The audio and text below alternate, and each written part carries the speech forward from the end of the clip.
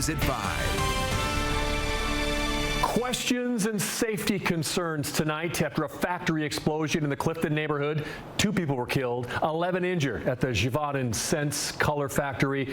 Current and former workers say it was an accident waiting to happen.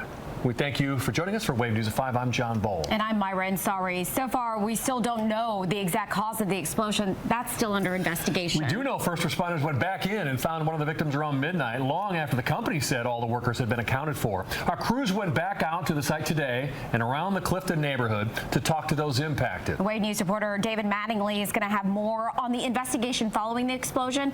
And Alina Noakes is hearing complaints regarding the factory and the risks in the nearby neighborhood. Fernando Garcia Franciscini talked with neighbors about damage to their property. We're going to start with Kirsten Foote, who has more on the response to the explosion from local leaders. Yeah, John, Myra, this response was massive, and a little over 24 hours after this explosion, after that initial call came in, we're seeing this wreckage as this rain is falling on the damage tonight, and we know that around 3 o'clock yesterday, that is when that call came in on the report of an explosion. People heard it that we talked to who live in homes over a mile away from here. When fire crews got on the scene, they described a scene of working with not only just a fire, but structural damage to the building and hazardous materials. Officials ordered a shelter in place for those within a 1-mile radius, and initially officials said everyone in the building had been accounted for until Tuesday evening when they learned one more person was believed to be inside. The chief described the treacherous process of that recovery. They searched everywhere that they safely could and did not find anything. As the time went on and we secured the area, it was made evident to us that there was another person that was not found. So our firefighters got back in there, searched into an area into the center of the rubble, found where he was located. Tonight, Louisville Fire confirming 13 total victims, including 2 fatalities, those injured being treated with injuries from the blast as well as fallen debris. Now, this building is just a couple of hundred feet behind me, but the debris went flying great distances. And today, as we were walking around the area on the sidewalk, you could have this, you were feeling this sticky sort of feeling on the sidewalk there, and you could see all that debris. And tonight, Metro Safe is asking anyone who lives on the street who has any of that debris in their lawns not to touch it and to call them to have them remove it. And they're also using that as help in the investigation, which we know is going to be a lengthy process. John, Myra, back to you guys. Kirsten, thank you. Now, a lot of questions left after that explosion, but also about the people inside when it happened. Wave News reporter Alina Noakes has been talking to those who've made their complaints about the factory known. She joins us live from the Clifton neighborhood. And digging into the history of this factory and the complaints that homeowners and former employees say they've lodged against the facility over the years. And what I've found seem to be pretty vivid claims from these people. Look, we talked to one man who had the back of his home blown out during this explosion. He was in the bathroom at the time. He says that the back of his home directly backs up to the factory. You can just look at the extent of the damage there. The blast rearranged the appliances in his kitchen, blew out the glass, and tore virtually everything in his home apart. He's now without a home and is frustrated, telling me he's gotten no response from the company on what happened. He claims that's been the case for a while, filing one complaint after another for years now. I've called the pollution control a bunch of times on them. I've called them directly. I go over to the fence and I yell at them because they just don't care. They're noisy. They have an alarm that goes off and then they just ignore their alarms. They're sending poison ammonia gas over into here to where I can't breathe. There's stuff coming out of there that gets on your car that Givaudan won't even get it off.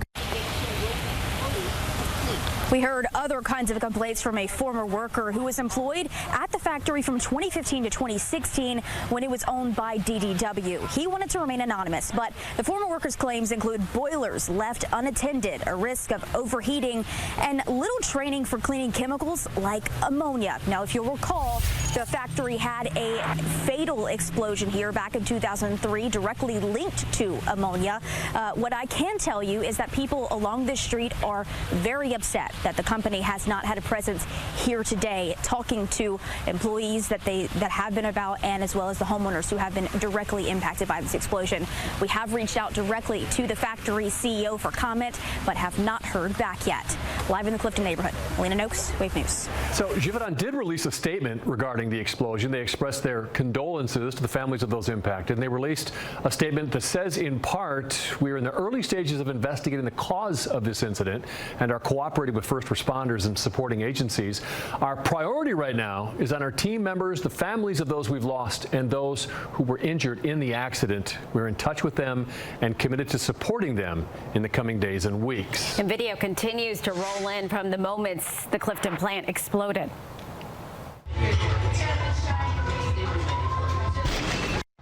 Wow, look at that. This video comes from a woman who was sitting inside Witch's Brew Coffee during the explosion. You can see the video starting a slow pan inside the shop before you hear that big loud boom. There it is. And see the paintings on the wall just lift before the video suddenly ends. The shop is located in Frankfort Avenue, just a few blocks away from the explosion site on Payne Street. We're told that the woman was recording inside the coffee shop to post on social media. Witch's Brew says that none of their staff or customers were injured. Neighborhoods near the factory suffered some serious damage. The impact from the explosion fell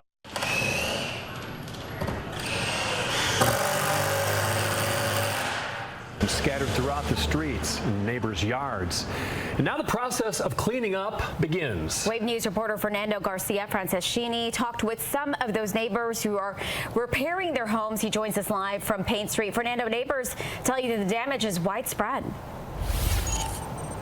Myra, John, I mean, just to give you some perspective, so the factory where the explosion happened is behind our camera. There's still a row of houses in between, and we are on the other side of the street, and you can still, even on this side, see some of the debris. Neighbors tell me this flew from there and then damaged this tree right here. The house here next to me also, some of the windows were blown out, and we did get a chance to talk to a family who lives behind the factory. They didn't want to go on camera because of the entire situation, but they told us their house suffered so much damage that they're actually going to have to end up moving out and looking for somewhere else. And you can see in this video the family moving stuff out of that house. In other buildings that we visited, you could see workers boarding up windows ahead of the rain this evening. And down the road, you could see Louisville Fire Rescue putting red tape at Kim Prather's home, trying to block off this huge piece of metal that flew from the explosion and landed in her front yard.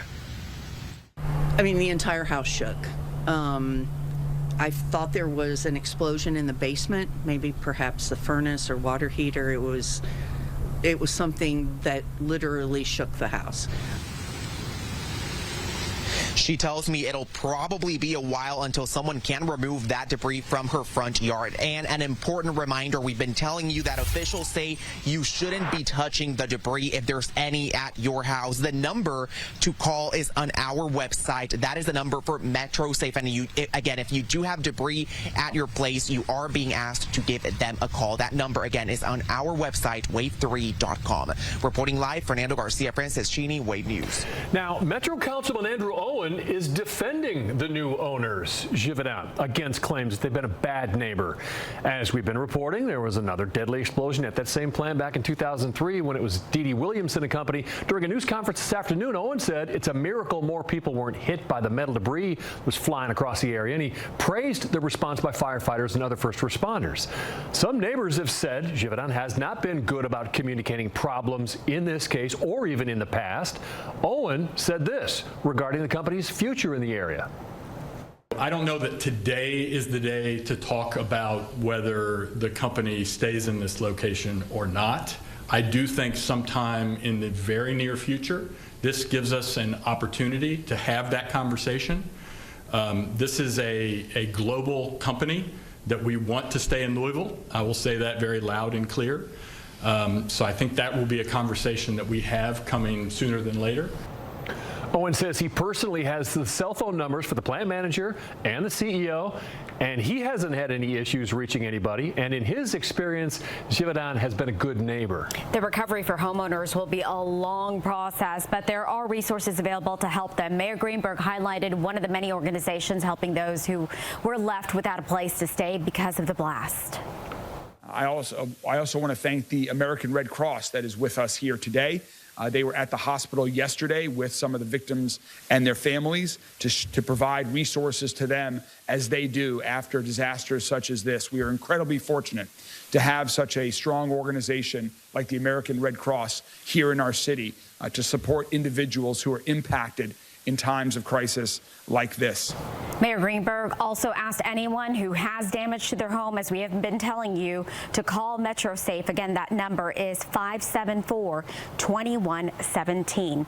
And be sure to download our Wave News app to get alerts sent to your phone about the plant explosion as we learn more about the workers in the neighborhood impacted. It's free in your app store. Let's get into Alert Day coverage now. The rain rolled in.